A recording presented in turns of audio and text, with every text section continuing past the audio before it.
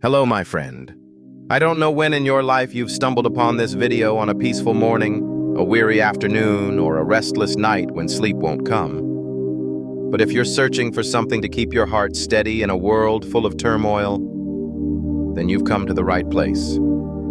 I am someone who has lived through over 60 autumns. I've seen success and failure, love and lost dreams born and quietly fade away. And through it all, one thing has stayed with me like a loyal companion: Stoicism. No, Stoicism isn't about being cold or enduring pain with rigid silence. Stoicism is the art of living with clarity, knowing what's in our control, and learning to let go of what isn't. It's like learning to stand still in the middle of a storm. Not because you're made of stone, but because you've found where your peace truly comes from. In this video, I'll share with you the 10 most profound lessons of Stoic philosophy, not through theory, but through real stories and honest reflections, spoken from the heart of someone who has lived, stumbled, and is still learning how to live simply each day. I'm not here to teach you anything. I just want to sit with you like two old friends on a porch, pouring each other a cup of tea, whispering quietly about life. And if even one of these lessons reaches you, soothes a worry, eases a wound, or quiets a lingering question, then this video has fulfilled its purpose. Are you ready? Let's begin with Lesson 1. I'm not finished yet. Reclaiming your voice. I remember vividly one family gathering where I tried to share a meaningful story about my father, a quiet, austere man with a brilliant mind. Just as I began, a younger relative interrupted. "Come on, uncle, that's old stuff. Let's talk about something fun." I smiled, but inside something tightened. Have you ever felt that when your words barely begin to bloom only to be cut short? Not out of malice, but because the world we live in is too fast, too loud, and too impatient for depth. When someone interrupts us, the instinct is often to talk faster, louder. But the Stoics taught me something else. Pause. Breathe. Look them in the eye. And say, not with anger or volume, but with calm certainty, "I'm not finished yet." That sentence isn't rebellion. It's affirmation that you deserve to be heard, that your presence matters. Epictetus once said, "We have 2 ears and 1 mouth, so we can listen more than we speak." But I believe it also means when we do speak, we deserve to be fully heard. As we grow older, our voices are often overlooked. We speak slower, we reflect more. But that's why our words carry weight. That's why we must claim the space to speak them through. Next time someone cuts you off, don't flinch. Don't retreat. Respond gently but firmly. Let the steadiness in your eyes and the calm in your voice be the reason they stop. And listen, I'm not finished yet. It's more than a sentence. It's a life lesson about presence, about the value of listening, and about the dignity we all deserve at any age. Lesson 2. When silence doesn't mean agreement. One of my former patients, a 68-year-old widower, once shared a story. During a family meeting, his children discussed placing him in a nursing home. He said nothing. No nod, no objection, just silence. The next week, they came to pack his things. My children thought I agreed, he told me quietly, but I never said yes. That story has stayed with me. Because in life, we often wear silence like armor to avoid conflict, to protect others, to keep the peace. But too often, that silence becomes a yes we never meant to give. Stoic philosophy reminds me silence is not surrender. You can choose not to react, but don't let that be mistaken for consent. Learn to say, "I never agreed to that." Let's talk about it. No need for anger, no need for resistance, just clarity. And in so many situations, from family matters to work dynamics to personal relationships, clarity is the only thing that prevents the kind of misunderstandings that grow into lifelong regrets. When you choose to speak, you're not disturbing peace, you're building truth. When you choose to clarify, you're not making things difficult, you're making them clearer for everyone involved. You don't need to shout. Just keep your voice steady and your heart clear. Lesson 3. The emotional trap. When they call you cold. A friend once told me, "Dung, sometimes you're like a stone. No emotion, no reaction." I just smiled. Because if he knew what was happening inside me at that moment, he might have said something very different. Have you ever been called cold just because you didn't cry when they expected it? Just because you didn't explode the way they wanted? Just because you didn't follow the emotional script they wrote in their heads? Stoicism taught me this. Not reacting immediately doesn't mean you don't feel. Sometimes compassion needs consciousness. Sometimes love requires distance. Sometimes your role is to stay anchored in the storm, so others have something to hold on to. When you don't react how they want, they might call you detached, but you don't owe them an explanation. Just ask yourself, am I staying calm because I'm afraid, or because I care? If it's because you care, then stand firm. The strongest love is often silent, and sometimes misunderstood. But in time, people may come to realize you were the only one who didn't add fuel to the fire, and in that quiet stillness was a love deeper than any shouted words. Lesson 4. Don't rush to expose. The truth reveals itself. I once worked with a 62-year-old woman named Linda. One day she told me that for years a colleague had been spreading rumors about her mocking, twisting stories, making false accusations. But instead of confronting her accuser, Linda simply said, "Let them talk." I asked, "Weren't you angry?" She looked at me, eyes calm and steady. "No, because if what they say is false, it will collapse on its own. And if it's true, then I need to reflect on myself." That was the first time I truly understood what the Stoics meant by, "Let the truth reveal itself." You see, in life, we often rush to clarify, to defend, to prove who's right. We want to expose the wrongdoer, to shout back with facts. But the harder we try to prove our innocence, the more we risk falling into their trap, becoming frantic, losing composure, and eventually, losing ourselves. Stoic wisdom teaches us, truth doesn't need to shout. It just needs time. You don't have to rush to explain. You don't have to enter someone else's battlefield. Step back, stay grounded, let them talk, because if their words have no foundation, they'll crumble under their own weight. I've seen many who, in their haste to expose the lie, ended up revealing their own insecurity.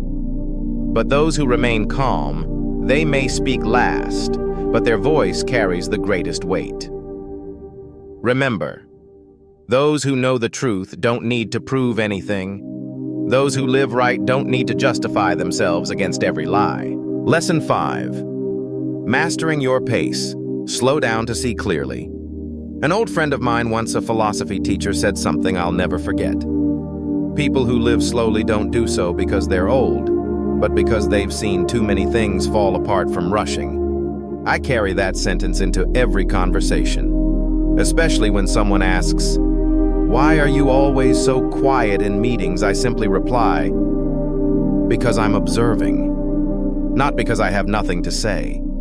In a world where everyone's racing to speak first, to respond quicker, to interrupt and win the floor, slowness is almost revolutionary. Stoic philosophy taught me those who speak slowly are those who live consciously. When you're bombarded with questions, demands, or someone else's anger, don't rush. Bring them into your rhythm. Sit upright, breathe, and reply slowly, clearly, deliberately. Slowness is not just how you speak, it's how you live. You're sending an unspoken message. I won't race to match this chaotic world. I choose the rhythm of clarity. Try it once, speak slowly. You'll see something magical, others will slow down too. And in that moment, a real conversation finally begins. Lesson 6. Reframing the conversation. Lead, don't react. One late afternoon in my office, I met a man in his 70s, sharp eyes, deep voice, a former lawyer. He told me how his son often made snide remarks. Dad always has to be right. Huh. It's your way or no way. He didn't react. He simply replied calmly, "That's not what I'm saying. Here's what I actually want to share." I call that the art of reframing the conversation. Not reacting to what's being projected onto you, but guiding things back to your true intention. No defensiveness, no retaliation. Just a return to the core, the truth. So many of us fall into false conversations. Others trap us in a distorted version of who we are. We get flustered, try to argue back, and soon we're fighting a version of ourselves we don't even recognize. Stoic thought reminds us, the wise don't respond immediately. They choose the moment, the method, and the frame. Remember, you don't have to answer every question the way it's asked. You have the right to redefine the frame. To say, "That's not the question I'm answering. Let me put it in my own words." When you reframe a conversation, you reclaim yourself. And that has more power than any quick rebuttal ever could. Lesson 7. The barbed question, and how to diffuse it without bleeding. One evening, I received an email from a woman named Margaret, 58 years old, recently widowed. She shared that during dinner with friends, someone turned and asked her, "You must feel very lonely living all by yourself, don't you?" It wasn't a question meant for empathy. It was meant to poke at the wound. Have you ever been in a situation like that? A question that seems harmless but carries judgment, bias, even accusation. Why are you being so selfish? You don't care about anyone's feelings, do you? Don't you think you're being too harsh? Stoic philosophy calls this guilt by question. Questions designed not to understand but to accuse. They don't seek an answer. They're traps dressed as curiosity, hoping you'll walk in and blame yourself. The wise response isn't anger. It's not apologizing for something you didn't do. It's gently removing the sting with clarity. As I often tell my patients, I don't think that's what happened, but if you're truly interested, I'd be happy to share more. A soft but powerful line. It shows you're not dodging, but also not falling into the emotional ambush. You stay grounded and keep the door open for real understanding. You don't need to strike back. Just stand steady and let the light of truth dissolve the shadow in someone else's words. Lesson 8. Standing still in anger, letting the storm pass on its own. I once witnessed a powerful moment. A father and his grown son were arguing loudly in a coffee shop. The son was furious, voice raised, fist pounding the table. "You always treat me like a failure." I watched the father. He didn't shout back. He didn't leave. He just sighed, looked at his son and said quietly, "Go ahead, I'm listening." And in that silence, the storm began to fade. In Stoic philosophy, this is called stillness in the storm. When someone else loses control, your inner calm becomes a mirror that helps them see themselves more clearly. We're conditioned to react. When attacked, we strike back. When misunderstood, we rush to explain. When insulted, we try to defend. But the Stoic knows every rash reaction is a step away from your true self. Marcus Aurelius once wrote, "You always have the option of having no opinion, and calmness is your strength." You can choose not to respond in the heat of someone else's fire. You can choose to be still, not because you're weak, but because you've grown. Anger is like a wave. It rises and eventually pulls back. But if you jump in during the peak, you'll be swept away. If you stay grounded, you'll see the wave is fleeting, but your steadiness is lasting. Lesson 9. The trap of silent consent, when silence becomes a dangerous yes. I have a friend, an elderly woman named Jean, 74 years old. She once told me how her entire family agreed to transfer all her bank accounts into her daughter's name for convenience. They assumed she had agreed because she didn't object during the family meeting. I didn't say anything because I was too stunned. She sighed. We've all been Jean at some point. When everything happens too fast, too suddenly, we go silent. And others interpret that silence as agreement. But Stoic thought reminds us, silence is not a yes. If you're unsure, if you need time, if something feels off, say it. I need more time to think. I'm not fully comfortable with this yet. Can we revisit this conversation? Small sentences, but they protect you from enormous consequences. The Stoic doesn't speak often, but they always speak at the right moment. They don't get swept up in others' pace. They're clear about what they agree to and what still needs clarity. Because when silence is mistaken for consent, you don't just lose your voice, you lose your power to shape your own life. Lesson 10. When your words are twisted, and how to keep the truth intact. I once witnessed an uncomfortable conversation. A man in his 60s shared a gentle personal view, he said. He no longer enjoyed noisy parties. Instantly, someone jumped in. So you're saying we live meaningless lives? That wasn't a question. It was a distortion, a subtle form of manipulation. Have you ever experienced this? You say one thing and they claim you meant 10. You share something honest, and someone twists it into a negative intent, forcing you to defend, to explain, to justify something you never said. It's a trap, and unless you're steady, you'll fall right into it. The Stoics taught me, don't fight inside someone else's maze. Return to your own truth. You don't need a long defense. Just say no. What I meant was, then calmly, clearly, and firmly repeat your truth. Let your calmness protect the meaning. Don't argue within the distorted frame someone else created. Reset the frame. Because when you keep your words aligned with your truth, you stay aligned with yourself. And that is what the Stoics truly care about. Not who wins or loses, but whether we preserve our dignity in the face of distortion. Lesson 11. You don't have to answer everything. Sometimes silence speaks loudest. One afternoon, I walked through a park and saw an elderly man sitting on a bench, while a younger man stood over him, raising his voice, accusing him of something. The older man said nothing. He just sat still, eyes calm. Eventually, the young man walked away. The old man exhaled slowly and said, "Sometimes people don't need an answer. They just need someone calm enough to reflect their own rage back to them."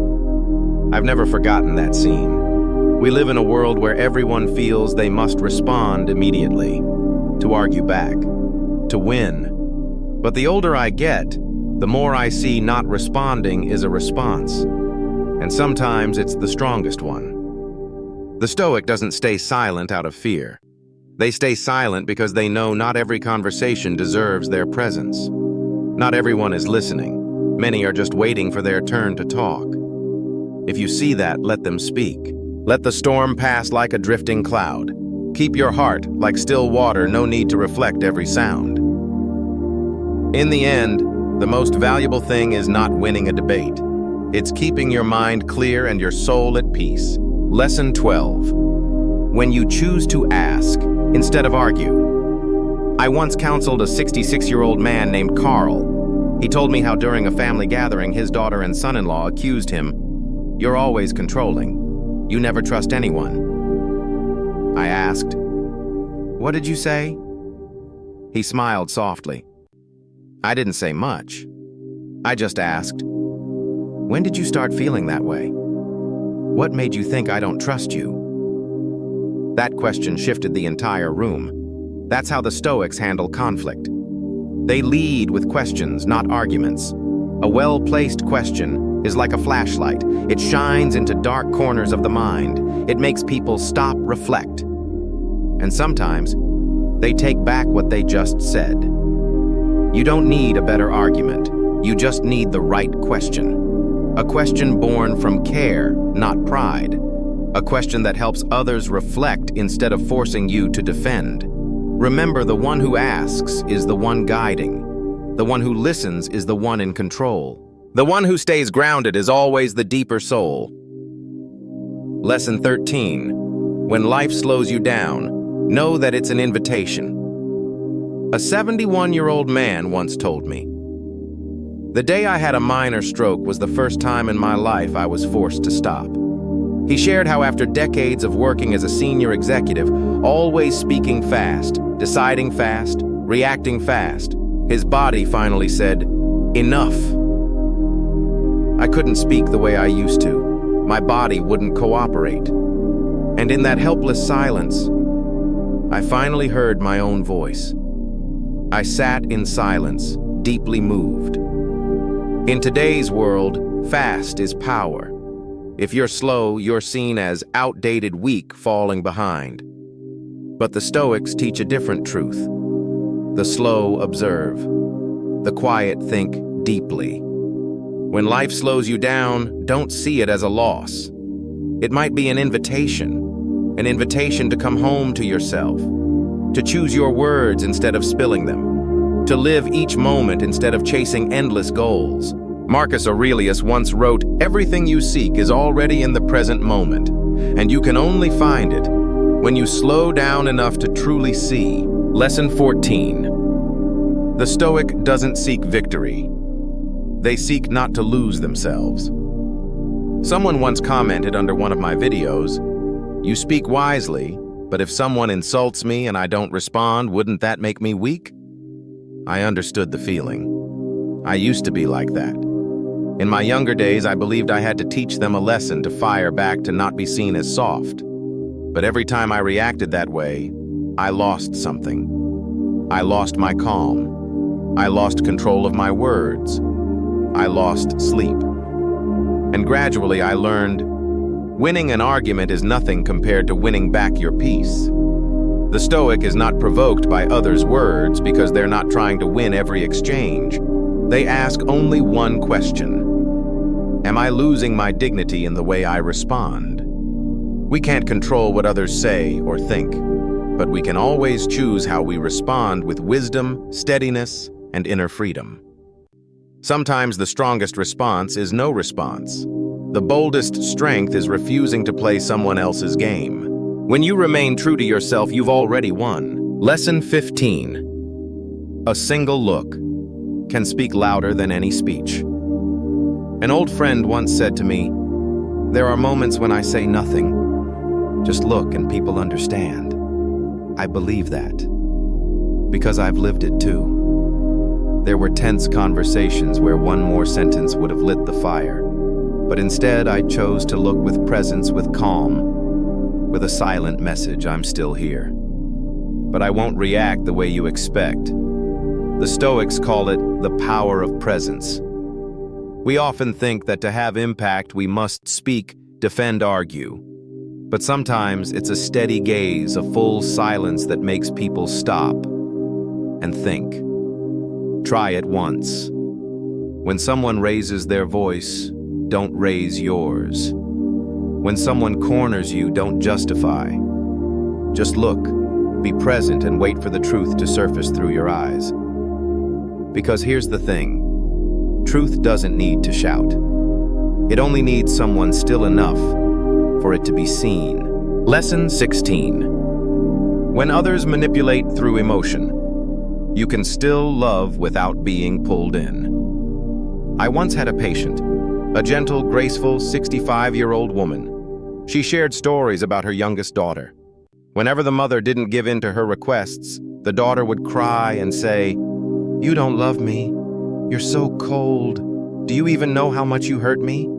And each time, the mother gave in. Have you ever experienced this? When someone close, a spouse, a child, a sibling, uses emotion to steer you, to make you feel guilty, to make you question yourself. Am I really a bad person? This is what the Stoics call the emotional trapdoor, a door booby-trapped with guilt. Step inside, and you're no longer acting from clarity, but from the fear of being judged or abandoned. I told her, "You're not cold, you're setting boundaries." Then I asked, if you bend to everyone else's emotions, who will protect yours?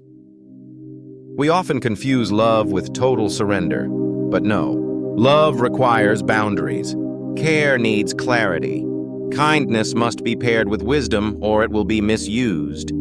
The Stoic loves from peace, not from guilt. And sometimes your steadiness is the greatest gift you can offer the ones you love. Believe this. Setting boundaries is not selfish. It's an act of love because it protects who you truly are. Lesson 17. When no one's listening, don't speak louder. Speak deeper. An old friend of mine, Hank, in his 70s and retired from the rail industry, once told me, "The older I get, the less I speak, because people don't really listen anymore." I asked him, "Have you ever tried speaking less, but deeper?" He was silent for a long time. Then he nodded.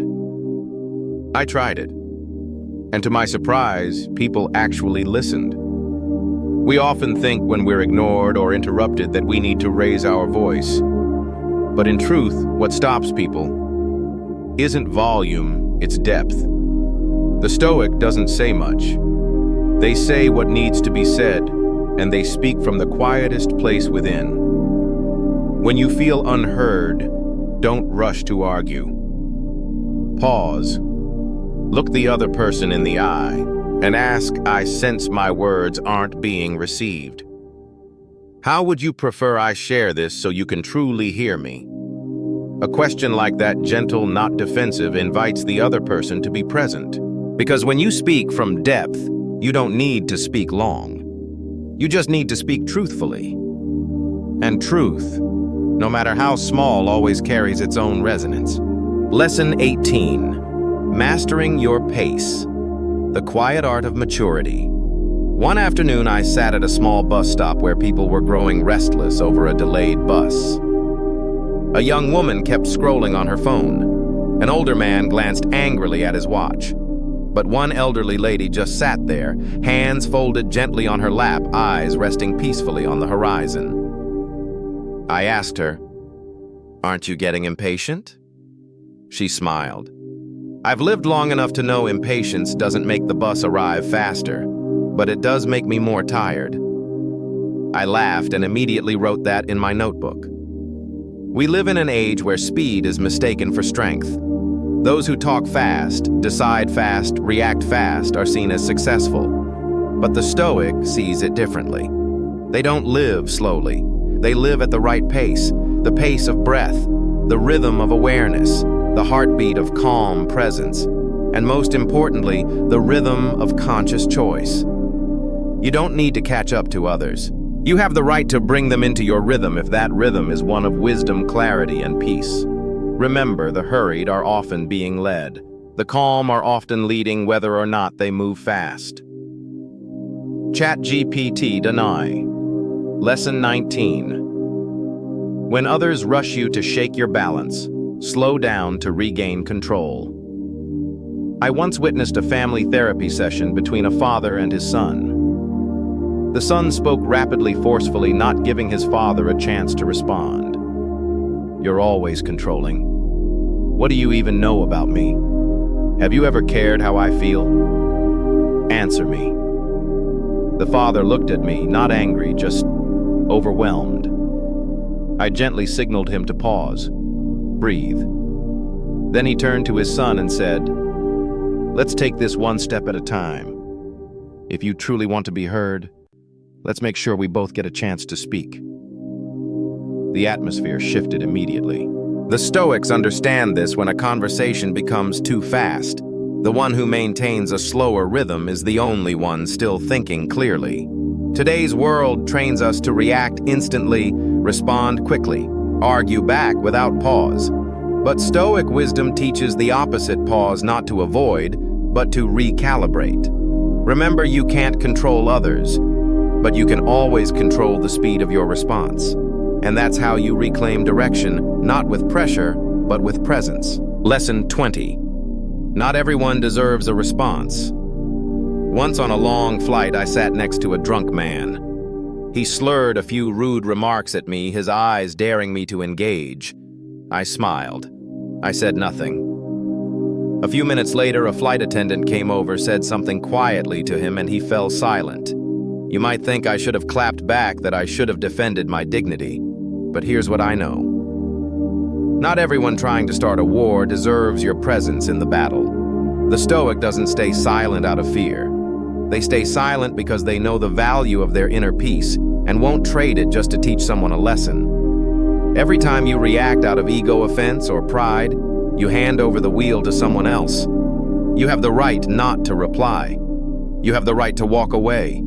You have the right to stand firm like a lighthouse, unmoving, radiant, unmoved by the chaotic boats swirling around you. Lesson 21. No one can take your voice unless you hand it over. I once met an elderly woman in a nursing home over 80 years old. People around her assumed she was senile because she rarely spoke. But one day I sat with her for a while and heard one of the wisest things I've ever heard. I don't speak much these days, not because I have nothing left to say, but because now I only speak when it truly matters. Others thought she had lost her voice, but the truth was she was simply choosing when to use it. In life, you'll go through seasons where you're overlooked, interrupted, dismissed, but never believe that your voice is gone. You still have it, and it becomes even more valuable when used with precision, with purpose, with presence. The Stoic doesn't fight for attention. They trade loudness for depth, and when they do speak, people listen. You may be quiet, but you are not invisible. You may speak less, but your words are not meaningless. True voice isn't measured in frequency, it's measured in weight, and no one can take it from you unless you give it away. Có bao giờ bạn giữ im lặng?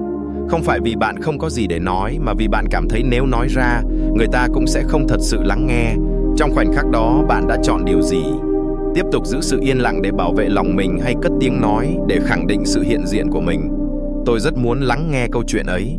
Hãy chia sẻ với tôi trong phần bình luận. Biết đâu chính lời kể của bạn sẽ giúp một người khác tìm lại được sức mạnh bên trong họ. Dear friend, so here we are at the end of our journey through 14 Stoic lessons. From managing emotions, accepting life as it is to gratitude, and the lifelong journey of growth. I don't expect you to remember every lesson. I only hope that one day when life feels hard, when you feel lost, or even when you're just sitting quietly alone, these lessons will return like an old friend, gently tapping you on the shoulder to say, breathe. You already know how to live. And if you'd like me to keep sharing more Stoic stories, gentle, heartfelt, and true to life, leave me a message. I'll always be ready to sit down with you again and keep learning together.